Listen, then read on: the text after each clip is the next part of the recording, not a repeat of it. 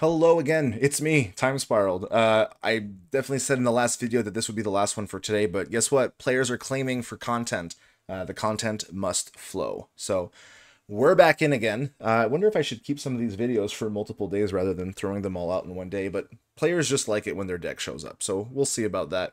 We're seeing some mulligans here. If you were following the last video, Nyx is on white-blue non-mana ability control. There's got to be a better name for it. I'm assuming it's either going to be spiritual guidance or something similar. Over here, we've got Silver, who I know has been jamming both MSEM and Rev today, so a lot of work being done. I'm assuming this looks like an Unearthed Channeler shell, so it looks like it's very much Blood Artist type stuff. Sacrifice things, unearth things, Pestilence Scavenger goodies. There's a lot to do here, so really like this little rat. 1/1 Death Touch that enters and you mill 3. You may mill 3 cards. You don't even have to if you don't want to.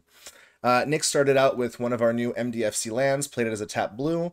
Gonna now use that mana for a Cosmic Sinkhole to get rid of a Channeler of the Veil before it hits the battlefield, and gonna take one from Pestilence Scavenger here as it chips in. So Spiritual Guidance kind of cards are at like the backbone of this deck. They're all once each turn. When you activate a non-mana ability, something happens. So this one is gain a life and draw a card, and the other one makes a tapped 1/1 spirit, and both of them have their own activated ability if you really need to get there. The thing is, you can trigger them with fetch lands, with Terraformer's Globe. My gosh, my wording is tough today. You can tell I've been doing this too much. Terraformer's Globe was seeing play in the last match, so here's the cool thing about this deck. You can run out a lot of things. So Unearth brought back, I believe, the Channeler of the Veil, and then a Twilight Blade came out. So Channeler has enters, create a 1/1 construct, and you can sack another creature and each opponent loses 1 life. Twilight Blade says whenever a creature you control dies, Twilight Blade deals a damage to each opponent and you gain 1 life. So things get a little nasty when they all start working together. A lot of chip damage, a lot of payoffs for that. It's nice to see the trio at the backbone of MSCM's mana bases for the past 7 years. Basic lands, fetchable check lands, and then the plague lands all work together for a pretty decent and flexible mana base. And the nice thing about it is because it's basic focused, it's pretty resilient against non-basic land hate. So I've really liked that this has been our trio of cards on the field, partnered with, of course, the shock fetches. So a lot of cool stuff there. Over on Nyx's side, ran out the second Spiritual Guidance and has mana open for out-of-body experience. A Twilight Blade is going to come out here. Grim Bastion finding that second swamp so that the Crystal Cavern no longer deals damage to you.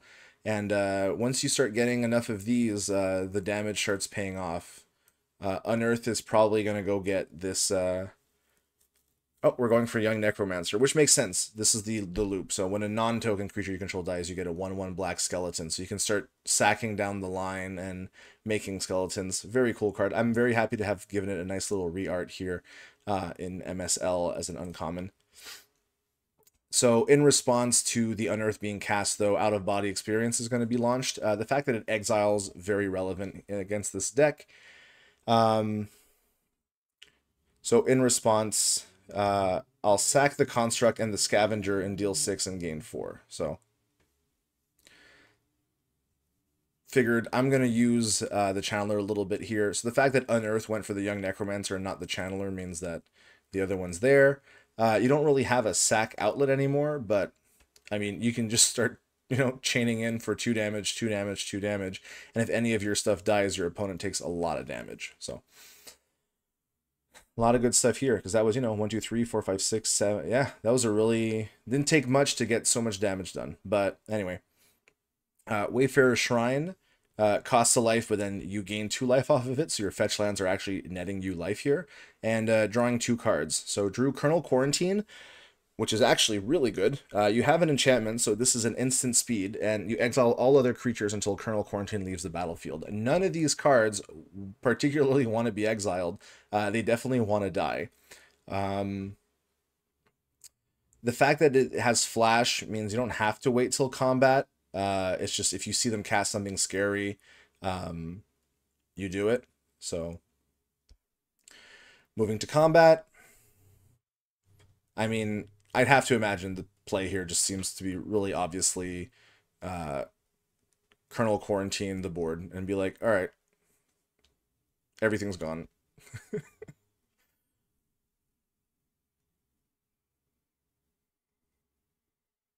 I wonder if we'll see a concede off of that. That's a really big sweep here on this board. I mean, there's no clock though on Silver's turn, so not until we find Midnight Dreary, which I showed in the previous match, but I can just bring up real quick here. Here it is. So this is the other one. Love the art, by the way. Test, you made a fantastic set. You made a fantastic cards. So this one makes the tapped 1/1s, which is what you eventually win with. A lot of card draw, though. So we've drawn a Flukes, we've drawn the Aberrant Apostle, which double as MDFCs, and Terraformer's Globe, which is such an easy way of triggering spiritual guidance.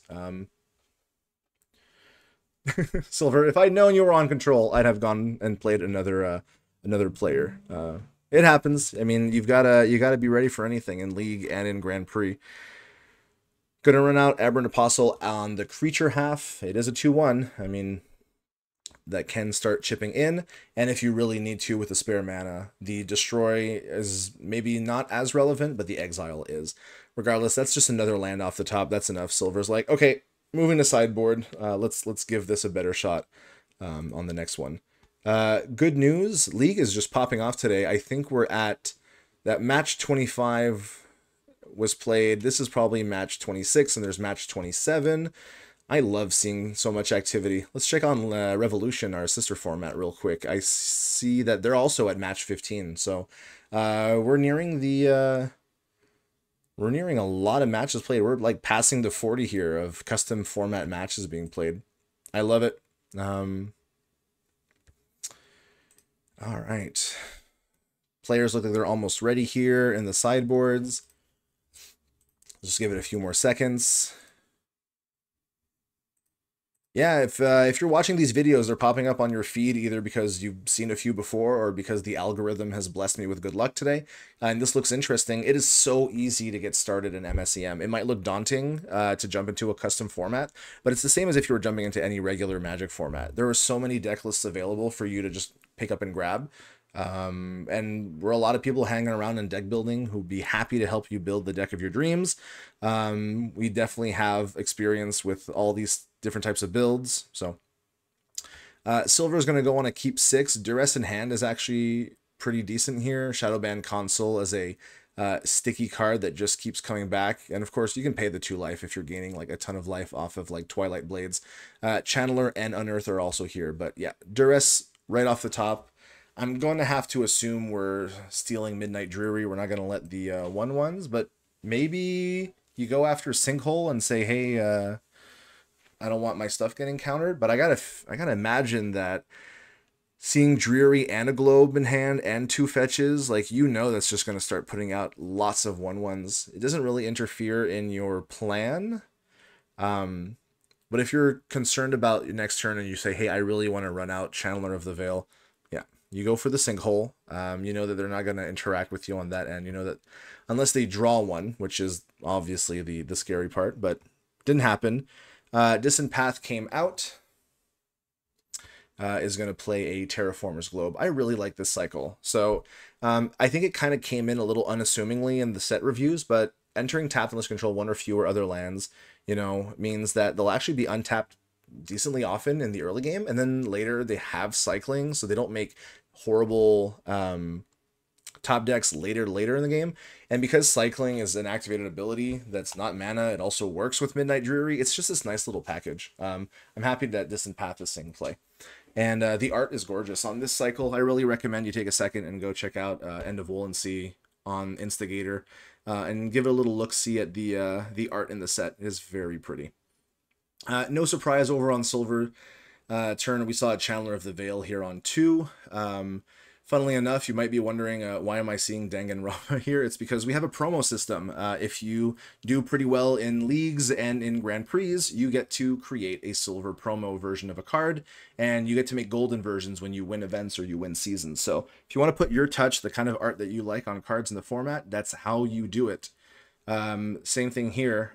Funnily enough, this is Silver's top X for Shadowbinder Touka. So new re-art in the silver border here. So we saw Shadowban console being played, one of these sticky 2/1s, and you know, gonna start chipping in some damage. As I said though, Terraformer's Globe is going to activate, makes it very easy for Midnight Drury to do its thing. Same thing here with Wayfarer's Shrine as a fetch land that'll just keep churning out these tapped 1/1s, which is good. I mean, it makes it a little harder to just swing in willy-nilly, but the deck does really well with Shadowbinder, so I'm just going to mouse over it a little more just so you can read it.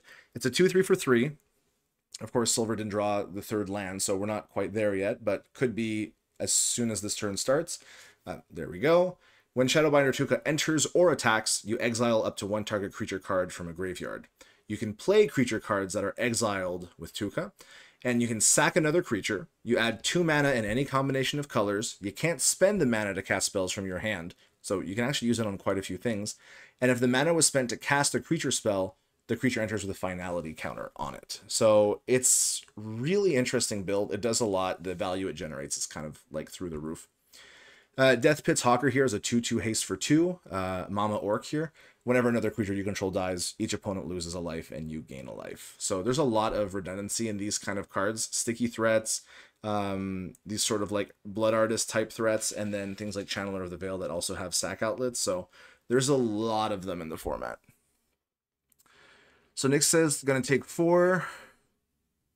Willing to block the construct, and then the construct's going to get sacrificed to deal additional damage, but letting you keep the spirit here, but putting more damage into the player instead of just losing your construct token.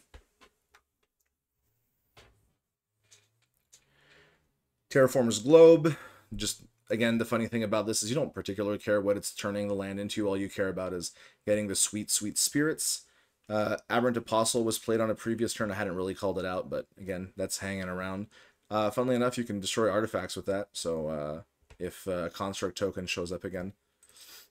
What do we have in the graveyard here? All lands in Dura, so Unearth currently not doing much.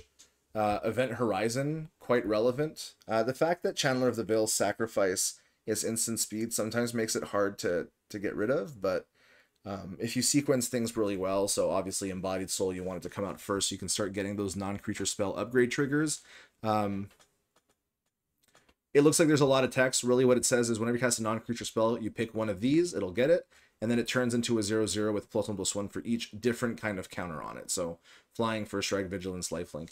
The interesting thing is if you put a +1/+1 counter on it, it'll also get an additional +1, and if you find like ways like Candid Simulacrum or other cards to start putting different counters on it, maybe using Planar Rift, it can actually grow bigger. Really interesting card.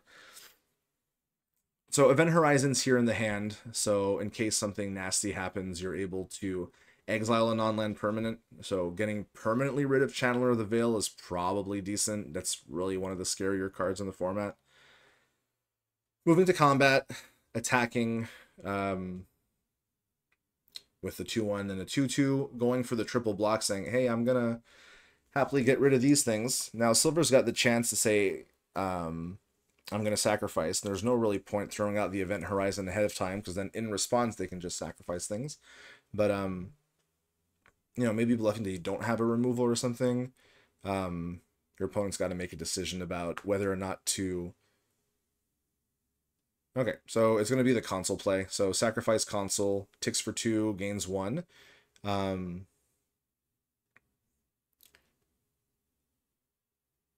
Let's see what happens here. It's going to be a Stir the Pot, I believe. Let's see. Oh, no, it's just using the, sorry, the Shadowban console. So in response to the Shadowban console, Aberrant Apostle is going to be played, and the neat thing is you can just reactivate it on top of it. So another black, pay 2 life. Return it from the... That was really interesting there. Still has Event Horizon, though, but gets a Dreary activation, which I'm assuming is... Yeah. And then before Shadowban console is back, we're going to go with Event Horizon to exile Death Pit's Hawker.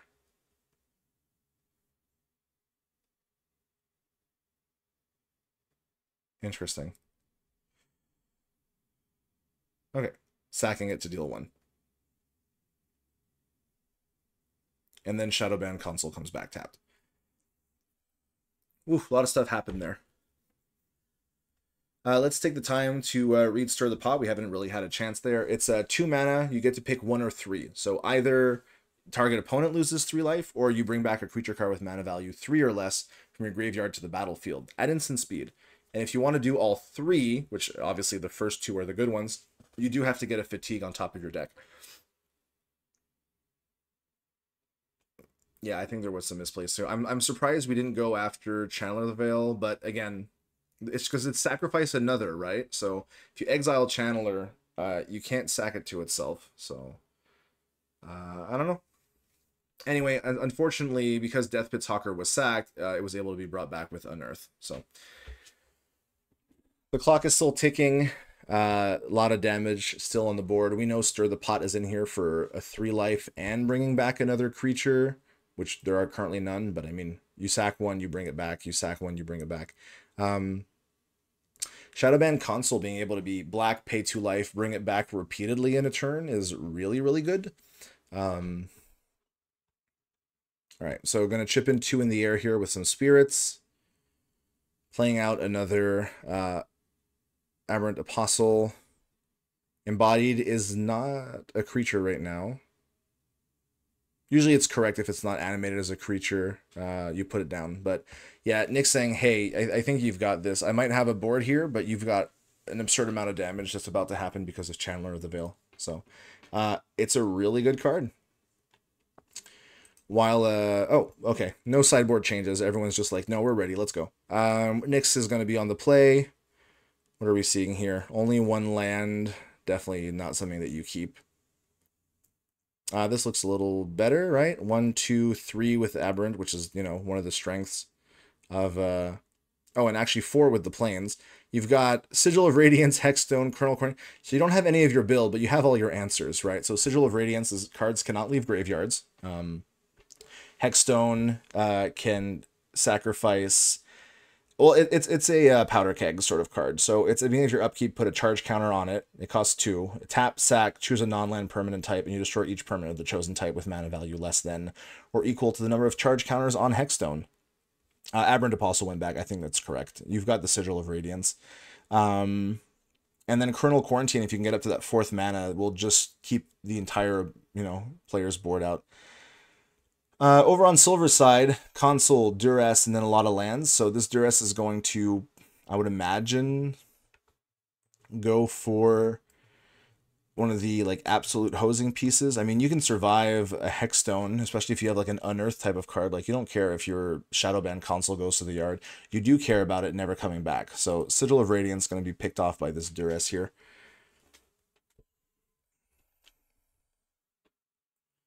Let's see what else we got. So we're moving on to turn 2. Ocean Monastery goes and fetches an island. And I'm going to have to talk about this soon. Obviously, we don't have a lot of commenters on these videos yet, so maybe no one will see this. But these are what we call the default basics in MSEM because it automatically picks the ones from Aftermath just because of how it's alphabetical. I would like to start running my own basics in my custom images. So what I'm going to say is... I don't know if whoever will figure this out first. The first person to comment on the video, and you can pick a basic land cycle from MSEM, you can pick it from Canon Magic, whatever. You pick the cycle, and I'll run it for the next couple of days as the basic replacements. So that'll be my little treat to you, whoever comments first. So let's see who does that. Yeah. All right. Hexstone ticks up to 1. Now it can get rid of permanents with a chosen type, mana value 1 or less. Drew into a Midnight Dreary, which is quite nice, actually. That is what you want early. Drawing into these Channeler of the Veils is actually kind of scary. They're really, really good cards, so that's exactly what you want with things like Shadowban. So, willing to take the 2 damage here. Hexstone is going to go up to 2 anyway, so that'll be able to, you know, sweep up a bunch of creatures. Thing is, if you cast it right away, yeah, it's just going to, like, it'll clear these two, so you want to probably wait onto your turn. It goes up to 2, and then Channel of the Veil will probably sacrifice. So we'll see. Hey, Terraformer's Globe, that's going to be good for Midnight Dreary. Draws a card, and we drew into Spiritual Guidance, which is not bad here either. Didn't get a land, though. So the question is do you fire off the Hexstone? So Hexstone would get rid of one Channeler, but the Channeler would sack the console, the colorless construct, so that's 2 damage to the face. And then black is still open, so Shadowband console could come back. Such a good pairing. I mean, if it loses life, and that's really just the 1-2 here. Pretty solid 1-2 punch, right?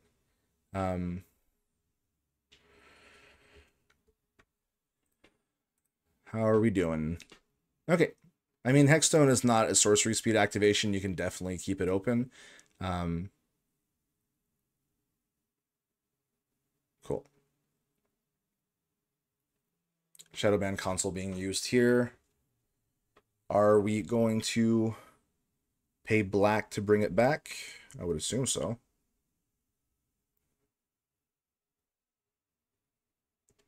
Yeah, there we go. Lost life this turn, console effect. Now the question is, there's 2 permanents. The problem is you have to get rid of it if the greatest number of non-land, but you have 3 non-land permanents. Interesting. Don't pass turn, but okay.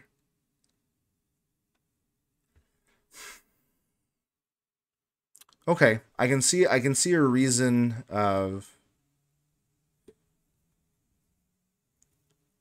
Okay, you know what I'm thinking? I think it, like you're saying, hey, I'm fine with the console coming back. You're tapped out, because if I pop Hexstone right now, yeah, so you name creatures. Well, it's going to get rid of your spirit too, but, you know. Sack, that's 2 damage. There we go.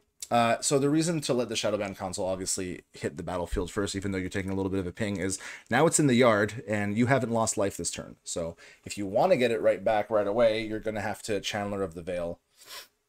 And, yeah. But the interesting thing is, there is an Event Horizon in the hand, and Event Horizon can actually do quite a bit of work here. And everything else is lands in Silver's hand right now.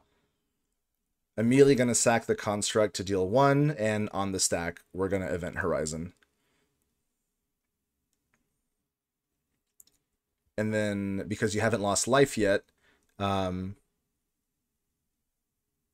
can't use the Shadowband console with the Channeler of the Veil to do a loop, but you can still get console back. So there it is. The neat thing, though, is you just Terraformer's Globe, and Midnight Dreary triggers, you get a 1-1, and that 1-1 is pretty good against the console. So there's still a Channeler in the yard, so an Unearth can get it back. Shadowband console can keep coming back. Played out the Spiritual Guidance, going to make a difference, because now you start gaining life and drawing cards. Gonna get another Spirit here off of Terraformer's Globe? No? Okay, well, it's a you may. I'm not going to call it out. A lot of triggers. So you block.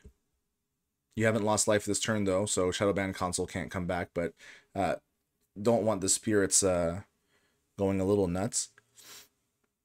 Using Terraformer's Globe on your turn. That's gain a life, draw a card, get a tapped spirit. And now that you have a Terraformer's Globe in hand, you're able to get the second one. Yeah, just drawing a lot of lands is obviously not what this deck wants to do. Like, and I'm sure that Silver's list is running exactly like the number of lands that you want, and sometimes it's just you get flooded, sometimes you get shorted. It's just the nature. Instead, keeping all the mana open, can use Spiritual Guidance activation, can use Event Horizon. Drew into a Shadowbinder Touka, which is quite interesting, because you can exile one of your creatures from the graveyard, and then you can cast it, right? Because you can play creature cards exiled with with Touka. So you could go, I guess, Touka into Chandler of the Veil. But obviously Event Horizon deals pretty well with some of that. So, yeah. This is the point where both players are just slowly going to grind up. I love these cards. It doesn't put huge pressure early, but it's the little life, the little draw, the little tokens. They just do so much eventually. So, and there's Kernel Quarantine also here. So something like a Touka would just get removed, and I mean Event Horizon could get removed. So there's a lot of reasons to be mindful of stuff. So.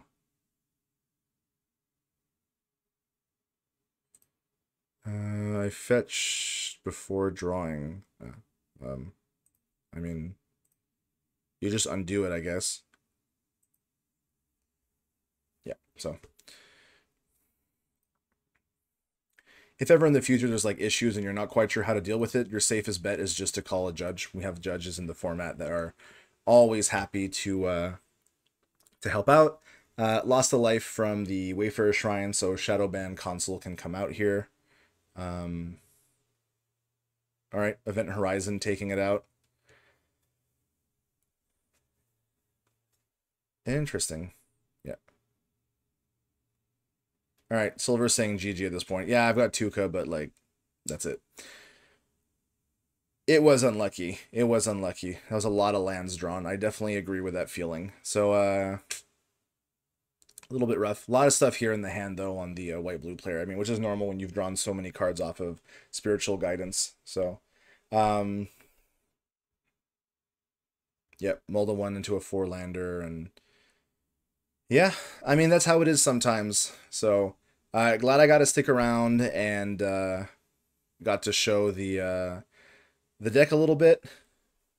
We're going to let the two players just keep chatting a little bit, but I hope you've enjoyed this video as well. This is my break for today. I've been doing pretty much recording nonstop since like 8 a.m. I'm going to wait for the room to cool down for real now. So I'm sure there's other people recording. You can always check out Ann Gunner's recordings. I know Ricky does some, and I'm sure there's people in Revolution. And you can always just open Cockatrice and spectate games yourselves. I mean, hopefully that's something that people can do. So take it easy, have a good one, and see you in the next one.